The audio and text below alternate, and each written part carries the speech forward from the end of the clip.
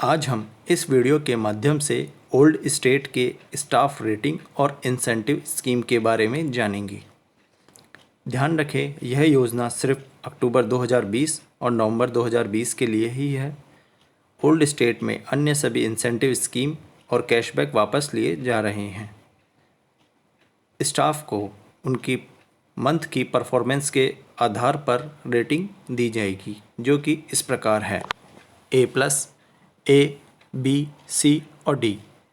यदि किसी स्टाफ की रेटिंग A+ है तो उसे स्टार परफॉर्मर कैटेगरी में काउंट किया जाएगा और भविष्य में उसके प्रमोशन के चांस बढ़ेंगे। यदि किसी स्टाफ की रेटिंग A आती है तो उसे वेरी गुड कैटेगरी में काउंट किया जाएगा। यदि किसी स्टाफ की रेटिंग B आती है तो उसे गुड कैटेगरी में काउंट किया जाएगा।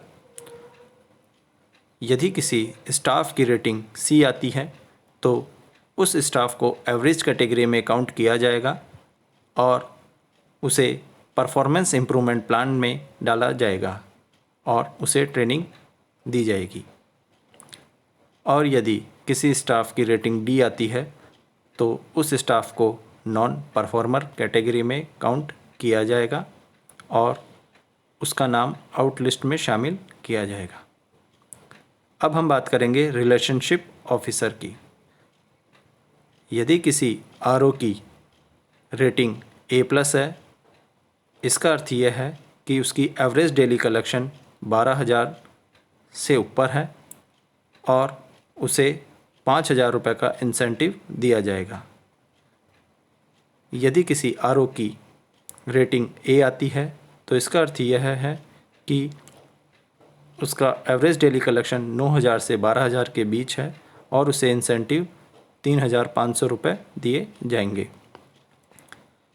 यदि किसी आरओ की रेटिंग B आती है तो इसका अर्थ यह है कि उसका एवरेज डेली कलेक्शन 6,000 से 9,000 के बीच है और उसे इंसेंटिव 2,000 रुपये दिए जाएगा। यदि किसी आरओ की रेटिंग C आती है तो इसका अर्थ यह है कि उसका एवरेज डेली कलेक्शन 3,000 से 6,000 के बीच है और उसे इंसेंटिव 500 रुपये दिए जाएंगे।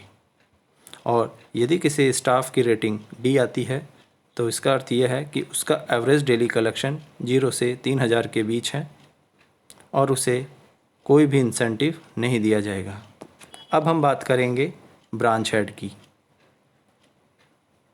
यदि किसी ब्रांच हेड की रेटिंग A+ आती है तो इसका अर्थ है कि उनका जो मंथ का कलेक्शन है वो 40% से ऊपर है और उन्हें 7,000 रुपये का इंसेंटिव दिया जाएगा।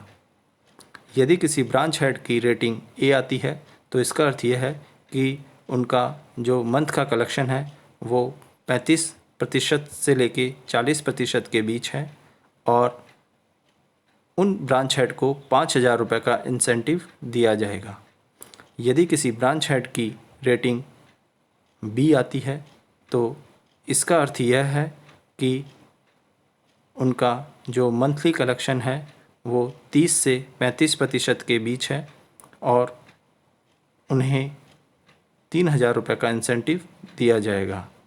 यदि किसी ब्रांच हेड की रेटिंग C आती है तो उनका जो मंथली कलेक्शन है वो 25 से 30% के बीच होगा और उन्हें 1,000 रुपये इंसेंटिव के रूप में दिया जाएगा।